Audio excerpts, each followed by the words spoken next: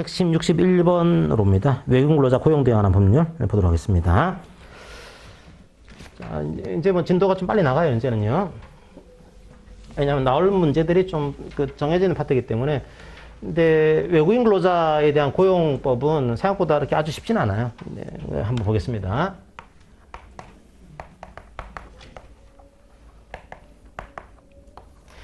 옛날에는 어떤 식으로 했냐면, 옛날에는 제도가 이게 산업연수생 제도였어요. 아주 옛날에는. 요거 지금 폐지됐습니다. 현재로서는.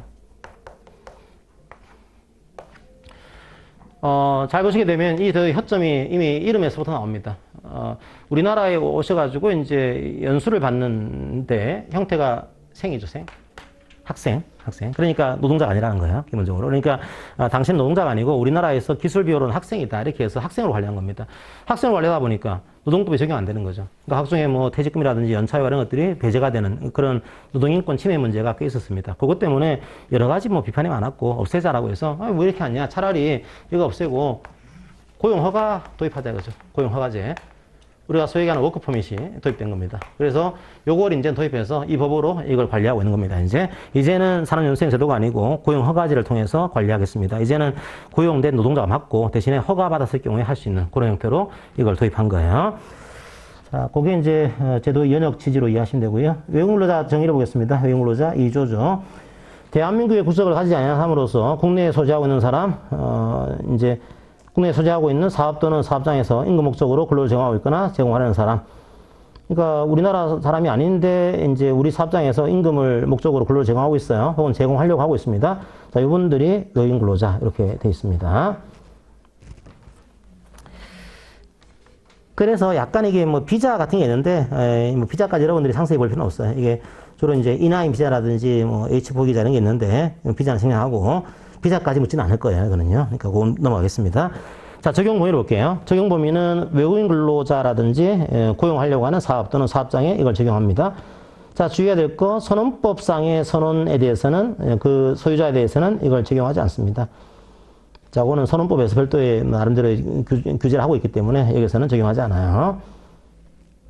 자, 그 다음에 외국인력정책위원회를 둡니다. 이 중요사항을 심의하기 위해서 외국인력정책위원회를 둔다라고 하는 거, 그렇게 이해를 하시고요.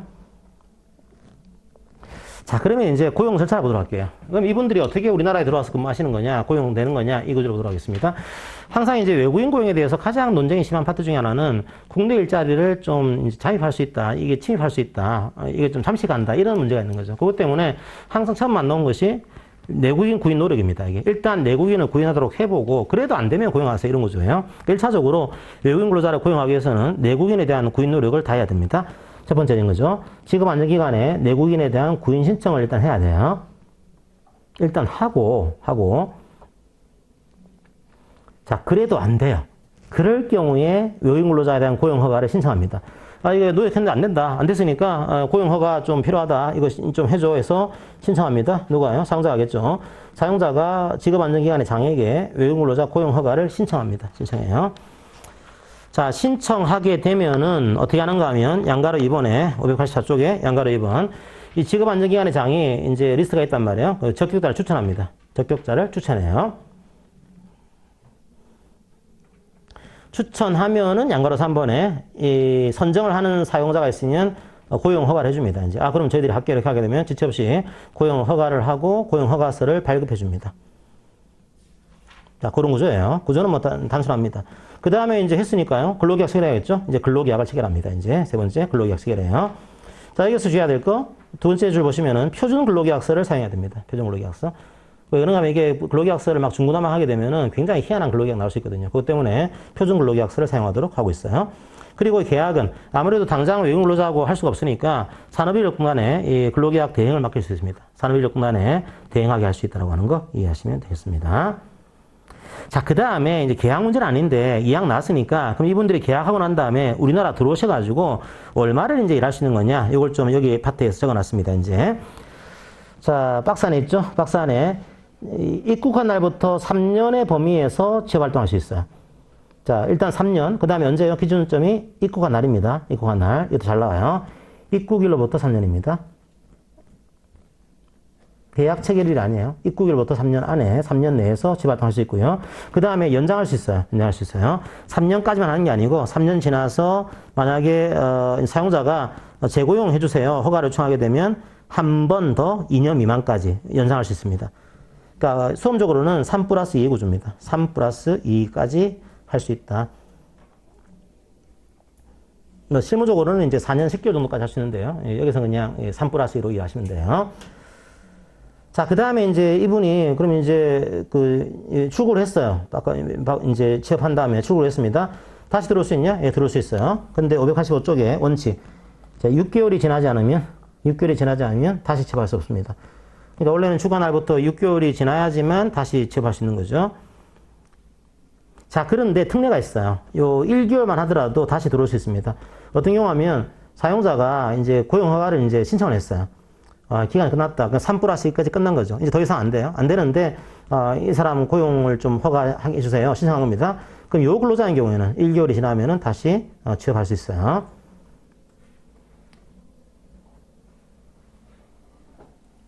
자, 그렇게 해서, 이제 밑에 그 신청하시는 그런 근로자를 쭉 적어 놨습니다. 나중에 참조를 하시면 될 것 같아요. 자, 그 다음에 이제 계약을 체결했습니다. 계약 체결하면 비자 필요합니다. 비자 필요하니까 네 번째, 사증 비자 발급 인정서를 이제 신청합니다.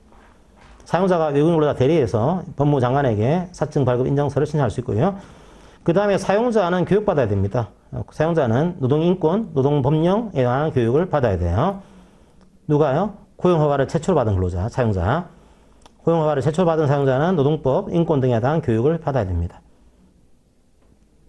그리고 외국인도 입국한 다음에 외국인 취업 교육을 받아야 돼요.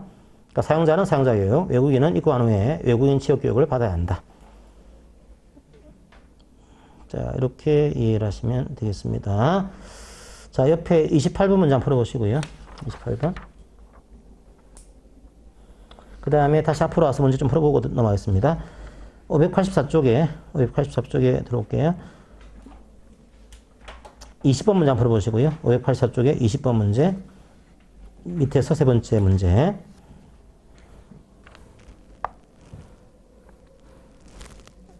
맞죠? 585쪽에 오셔가지고 23번 문장 풀어보시고요. 23번 문제. 3년의 범위였죠? 그 다음 맨 밑에 27번 문제 풀어보겠습니다. 27번 문제.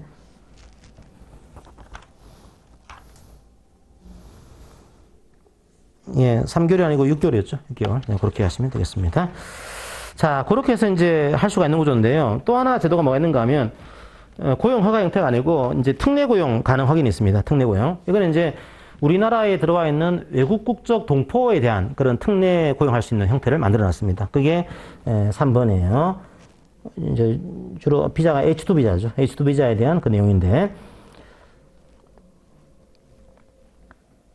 자, 특례 대상을 보시게 되면 사업장은 한번 읽어보시고요. 외국인은 방문 취업 비자를 받고 입국한 외국인으로서 국내에 집하는 사람, 그러니까 일종의 외국 국적 동포에 대한 그런 특례 이제 고용 가능한지 확인해 주세요. 이것들을 신청하는 겁니다. 자, 이것도 거의 구조는 고용 허가랑 거의 유사한 구조입니다. 유사한 구조예요. 볼까요? 그럼 대상 근로자가 구직을 신청합니다. 이제 이분이 외국 국적 동포분이 이제 구직을 신청합니다. 그러면 이제 사용자가 이제 특례 고용 가능 확인을 이제 신청할 수 있어요. 그럼 이 업종에 있는 분들은 외국적 동포분을 이제 고용할 수가 있거든요. 그것 때문에 특례 고용 가능 확인을 신청하고, 그러면 이제 특례 고용 가능 확인이 되는 겁니다. 그럼 채용을 해요. 채용을 하면은 이제 직업 안정기관의 장에게 신고합니다. 기간은요, 똑같아요. 3년입니다. 특례 고용 가능 확인의 유효기간은 3년으로 한다. 연장은요, 마찬가지예요. 1회 안에서 2년 미만 범위에서 재활동 기간을 연장받을 수 있습니다. 3 플러스 2구죠. 그렇게 하시면 돼요. 네, 그래서 고용허가랑 거의 유사하고요. 좀 내용장의 그런 민감한 차이들은 한번 크게 문제가 되진 않으니까 읽어보시면 되겠습니다. 자, 옆에 587쪽에 이제 35번 기출문제 한번 풀어볼까요? 587쪽에 35번 기출문제 한번 풀어보겠습니다.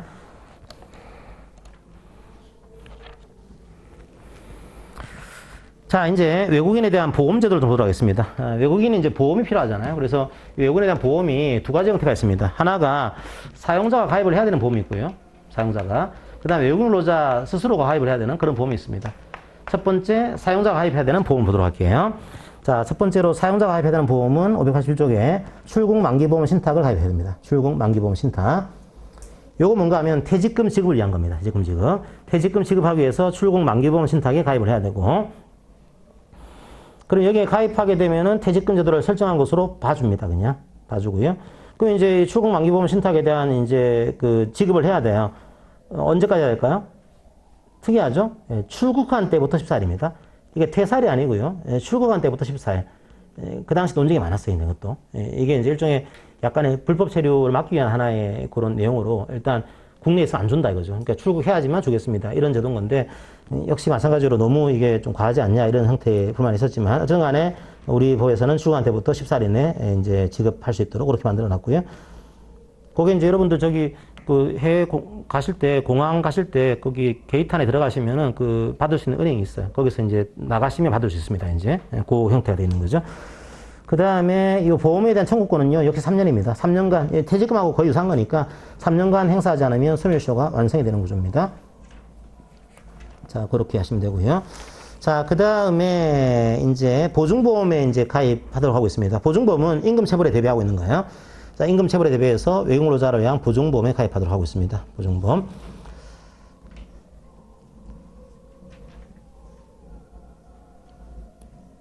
자, 그 다음에 귀국비용보험 신탁입니다. 요거는 근로자가 하면 근로자가 본인이 귀국을 해야 하는데 귀국할 돈이 없다. 문제가 있는 거죠. 그때는 귀국할 때 비용을 충당하기 위해서 귀국비용보험 신탁에 가입을 해야 됩니다. 역시 3년 동안이 소멸시효고요. 3년이 지나면 소멸시효가 완성이 됩니다. 그 다음에 상해보험도 가입을 해야 돼요. 외국근로자는 질병 사망에 대비한 상해보험에 가입해야 된다. 이해하시면 되겠습니다. 자, 그 정도 여러분들이 이해하시고 넘어가시면 될 것 같고요. 건강보험도 이제 직장 가입자로서 가입할 수 있는 구조고, 나머지는 뭐 한번 5번은 만약에 고용허가라든지 특례 고용 가능 확인을 받고 나서 이런 식의 문제가 생겼다 할 때는 취소할 수 있습니다. 취소할 수 있어요. 589쪽에 박스 안에 그려놨죠. 거짓이나 그 밖에 부정한 방법으로 이거 받았다 이런 경우라든지, 뭐 계약한 임금을 위반했다 이런 경우라든지, 혹은 이제 상당히 곤란하다 이런 경우라든지, 임금 체불 때문에 이런 경우에는 이 허용 허가를 취소하는 것도 가능하다 이해하시면 되겠습니다. 자, 나머지 이제 외국근로자 고용 제한도 있습니다. 이런 사용자에 대해서는 3년 동안 외국근로자 고용을 제한할 수도 있어요. 자, 요거 안 받고 고용허가 받지 않고 외국근로자 고용하는 사람들, 이 사람들은 이제 3년간 외국근로자 고용을 제한할 수 있습니다. 취소가 되신 분들, 이런 분들도 3년 동안 제한할 수 있고요. 출입관리법 위반으로 처벌받는 사람들, 이 사람들도 3년간 외국근로자 고용을 제한할 수 있습니다. 가능해요. 자, 그 정도 이해하시면 되겠습니다. 옆에 52번 문제 한번 풀어볼까요? 52번 문제. 그냥 잘 모르시면 3년이에요, 그냥. 뭐 5년 뭐 잘 없어요. 그러니까 3년이 제일 많고요. 자, 그 다음에 외국근로자에 대한 뭐 보호, 뭐 차별해서는 안 된다. 기숙사를 뭐 제공할 때 이렇게 뭐 이런 것들, 건강 안전을 지키기 하는 것들을 해야 된다. 이렇게 쭉 읽어보시면 되겠습니다. 나머지는 넘어가고요. 그 다음에 590쪽에 4번이 있습니다. 외국근로자 권익보호 협의회가 있습니다. 자, 이거는요, 둘 수 있어요. 이거 반드시 써야 되는 거냐? 그런 의무는 없어요. 이건 둘 수 있다. 이렇게 이해하시면 되겠습니다. 외국근로자 권익보호 협의회를 이제 노동자 단체와 사용자 단체가 참여하는 그런 이제 이 단체를 둘 수 있다. 이렇게 하시고요. 자, 그 다음에 또 한 가지는 이제 이것도 논쟁이 많죠. 뭔가 하면은 가장 그 외국인 노동자에 대한 인권 침해에 논쟁이 많은 것 중에 하나가 사업장 변경이에요. 사업장 변경. 사업장 변경을 함부로 할 수가 없어요. 그러니까 이 사업장 변경에 대한 제한이 있습니다. 이게 이런 경우에만 변경을 신청할 수 있어요. 그게 1번입니다. 지급 안정기간의 장에게 다른 사업 또는 사업장으로 변경을 신청할 수 있다. 이런 경우 계약을 해지하려고 한다, 갱신을 거절하려고 한다, 이런 게라든지, 아니면 이제 도저히 이런 사업장에서는 일할 수가 없다, 이런 휴업, 폐업, 뭐 여러 가지 근로조건 위반, 부당한 처우 이런 것 때문에 더 이상 못한다. 노동자간이 고시하게 되면 이거는 변경을 할 수 있고요, 신청할 수 있고요. 자, 그러면 이제 변경 신청을 한 경우에 근로자는 이제 근로계약을 다시 체결해야 되는 겁니다. 그런데 나중에 안 되면 출국해야 돼요. 출국. 591쪽에 3번 출국. 변경을 신청했습니다. 신청했는데 3개월 안에 변경 허가를 받지 못했어요. 그러면 출국해야 됩니다. 그 다음에 사용자하고 이미 근로계약이 끝나버렸어요. 끝났는데 1개월 안에 이 사업장 변경을 신청 안 했어요. 안 하게 되더라도 출국을 해야 됩니다. 이게. 자, 자, 그런 출국 의무를 부과하고 있다는 하는 거 이해하시고요. 그러면은 이 사업장 변경을 몇 번 할 수가 있을까요? 이렇게 보시면 돼요. 아까 제가 이제 입고 하나부터 3년 이내 할 수 있고, 그 다음에 2년 동안 연장할 수 있다. 그러면 똑같이 3년 안에는 3번, 2년, 연장된 2년 안에는 2번. 똑같아요. 그러니까 1년마다 한 번 정도 할 수 있도록 그렇게 한 겁니다, 이게. 그래서, 이제 3회, 2회 이렇게 변경을 할 수 있다. 그러니까 그 이상 못 하는 거예요. 그러다 보니까, 이거 직업 선택의 자유를 침해하고 있는 거 아니냐. 이런 이제 헌법 한번 위헌 심판이 들어간 적이 있습니다. 근데 이거는 뭐 인정이 안 됐어요. 그냥 위헌 아닌 것으로 그렇게 본 그런 헌재 결정이 있습니다. 지금도 약간 논쟁은 있는데 어쨌든 이 법은 지금 살아있다고 하는 거 그렇게 이해하시면 되겠습니다. 자, 문제 하나 풀고 이것도 이제 좀 쉽게요. 이제 뒤에 오시면은 596쪽 올해 문제 보도록 하겠습니다. 이것도 너무 쉽나? 너무 방금 봤던 거네, 그죠? 방금 봤던 거니까 조금 앞으로 오셔가지고 594쪽에 3번 문제 한번 보겠습니다. 3번 문제. 594의 3번 문제.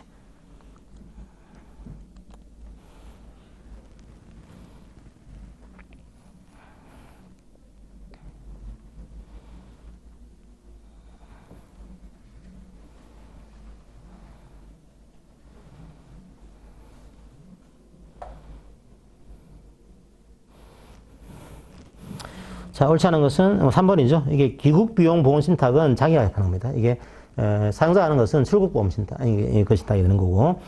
그러니까 이 기국비용보험신탁에 대해서는 맞죠? 잠깐만요. 맞죠? 예. 출국만기보험신탁이 사용자, 그 다음에 기국비용에 대한 보험신탁은 이제 근로자 이렇게 이해하시면 돼요.